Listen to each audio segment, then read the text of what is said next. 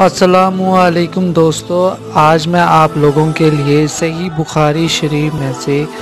دوسری حدیث آپ لوگوں کے لیے لے کر آیا ہوں۔ ایک شخص حارث بن حشام نامی نے نبی کریم صلی اللہ علیہ وسلم سے سوال کیا تھا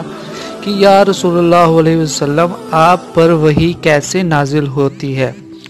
آپ صلی اللہ علیہ وسلم نے فرمایا کہ وحی نازل ہوتے وقت کبھی مجھ کو گھنٹی کی سی آواز محسوس ہوتی اور وحی کہ یہ کیفیت مجھ پر بہت شاد گزرتی ہے۔ جب یہ کیفیت ختم ہوتی ہے تو میرا دل و دماغ پر اس فرشتے کے ذریعے نازل شدہ وحی محفوظ ہو جاتی ہے، اور اس وقت ایسا ہوتا ہے کہ فرشتہ باشکل انسان میرے پاس آتا ہے اور مجھ سے کلام کرتا ہے، بس میں اس کا کہا ہوا یاد رکھ لیتا ہوں۔ عائشہ رضی اللہ عنہا کا بیان ہے کہ میں نے سخت کڑاکے کی سردی میں نبی کریم صلی اللہ علیہ وسلم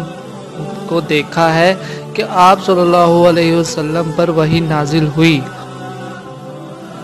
اور جب اس کا سلسلہ موقوف ہوا تو آپ صلی اللہ علیہ وسلم کی پیشانی پسینے سے شرابور تھی۔